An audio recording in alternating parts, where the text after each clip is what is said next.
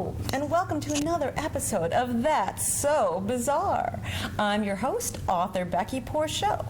Tonight, we are the guests at 10th Voyage Studio. As you can see, we have this wonderful set here. My special guest for the evening is Sheila Hines. So Sheila is a marketing events coordinator at Kicks Country Radio in Palm Coast, am I right? That's right. But she also is a funnel cake queen. I am a funnel cake queen. But this is not all. So yes, she has a funnel cake business, she's in the radio business, but Sheila has seen UFOs. I have. Am I right? You are right. So, you know, all that other stuff about her life is interesting, but what's really interesting is this UFO stuff. So please, tell us your story. I agree. Thank you, Becky. Yeah, it is a pretty cool story, you know, when you've been visited, and sometimes people believe you and sometimes they don't, you know. But I'm from Michigan, and I've been down here in Florida for a really long time, since 1982. So this happened in Michigan. And I'm from a pretty small town, farming community. So we've got thousands of empty acres of just cornfields up there, and aliens really seem to like those areas for some reason. So this happened probably in about 1980, maybe in June or July, and I had been out with some friends and been at the Lucy's Love Palace, I believe where I was, and having a few beverages, and closed the place, and then went to the all-night diner, Elliot's Red Barn.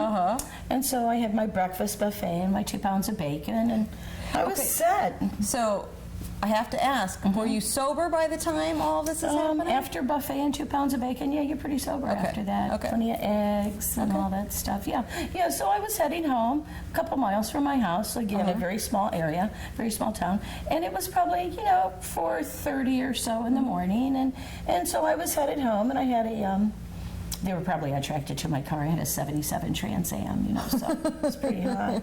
And so I'm just traveling home, and all of a sudden I just looked over to my left and looked up, and there was literally something had appeared beside me. Okay, what?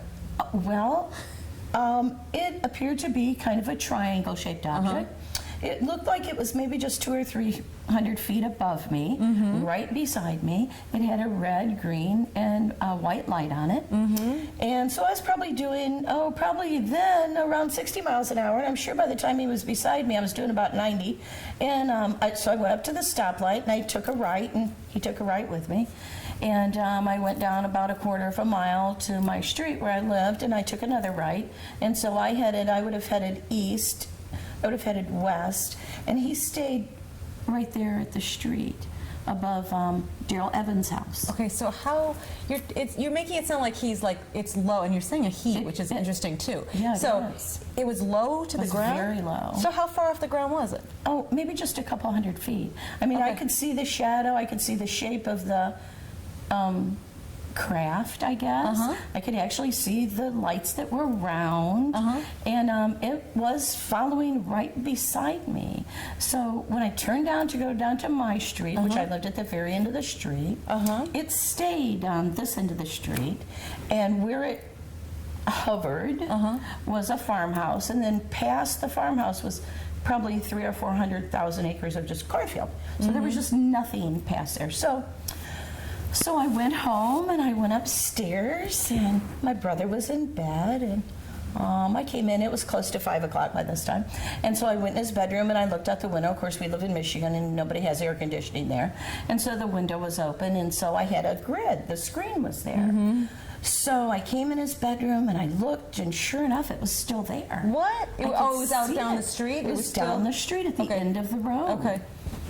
And so I sat there for a few minutes, and I could see it. Because of the screen, I had a grid, and it was making a pattern like this, like an L pattern. It kept going up and down. The lights were making a pattern. Yes. Yeah. The craft, the vehicle, whatever. Right. So my brother woke up, and he said, "What are you doing?" Yeah. I said, "Well, this flying saucer followed me home."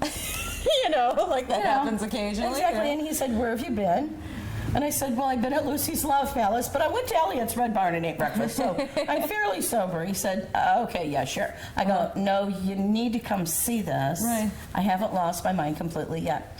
So I finally managed to get my brother out of bed, and he came over to the screen, and here we are at 5 o'clock in the morning looking at the screen, and we had a 2-story house, so we could see down the road where this craft was, and he acknowledged that there was something there, and we sat and watched it, and it kept making this pattern and making this pattern.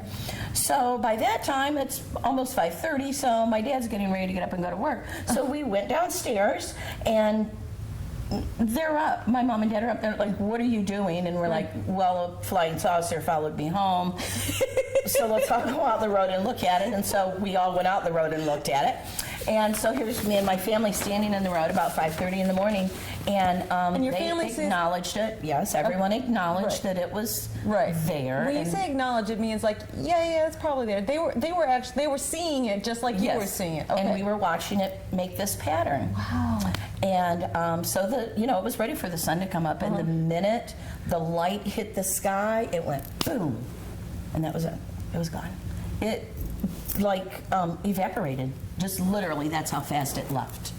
So that was a pretty bizarre situation. I'd say that's so bizarre. It was so bizarre. And Yes. how are you processing this? I mean, were you feeling fear? Were you feeling excited? Obviously, you weren't that scared if you guys No. were out there watching it. Yeah. Now, how big was it? How big do you think it was? So it's 100 feet in the air about, and it's... I don't know. It was maybe, I don't know. I think it was pretty good size. I was in a car. It was probably 4 or 5 times bigger than my car. Okay. I would say. Wow. Yeah, it was a nice size. Yeah. Right. Yeah, it was really weird. Did you get pictures? I didn't get any pictures. I was too freaked out to take a picture. Right. Probably couldn't have taken one anyway. Right, back because the then. sky was so light, Yeah, getting yeah. light and everything. Yeah, exactly. Probably couldn't have seen it. But no, I wasn't afraid. I think we're visited all the time. I don't have a fear of that. When my kids were younger, I'd go down Royal Palms and turn off the car lights where it was pitch black and go, "Whoa, beam us up, Scotty!" And of course, You never they were. never did. I don't never know got why. to. I never got to go up. But yeah, so. Okay, so tell me this. So, a lot of people say these UFOs are different things, right? I mean, was it an alien in a spacecraft? Was it some kind of a spirit being? What do you think it was? I think it was an alien in a spacecraft. I think we're very arrogant to believe we're the first people here. Right. I believe God has been creating the universe for billions of years. Right. I think one day we'll be visiting other planets and people will look at us as very strange aliens, to be honest with you. I don't think we're the only ones here. I truly don't. Yeah. And I can understand with your experience how Yeah. you would feel that way. Yeah. So I wasn't afraid. I believe all those stories of people being abducted and Right. and visited, Right. and I truly believe in that. Yeah, they're very advanced, I think. And my family have seen, my family's from Alabama, and very wide open spaces, and again, that's where they tend to enjoy going, in the wide open spaces. Right. So my grandma and my mother had seen things in the sky for years. Really? Yeah, they would see these big comet-shaped items is one of the ones. When I was young, I could remember being at the house and setting out in the evening and just before sunset. Wow. And you would see these things in the sky, and you really couldn't explain it, what it was. So, Right. yeah. Well, Sheila, thank you so Well, you're much. so welcome, Becky. Sometimes people are a little bit nervous sharing stories, especially really bizarre ones. Yeah. I just saw that our sign That's so fell. bizarre. The sign's been giving us troubles the whole night. Anyway, thank you again. You're welcome. And thank you guys all for watching. I hope you enjoyed this, and I hope to see you again soon. And by the way, if you like stories of the unexplained, be sure to check out my books at opensoulsbook.com. Thanks so much, guys. Bye-bye. Awesome. And the sign was has been great. slowly I know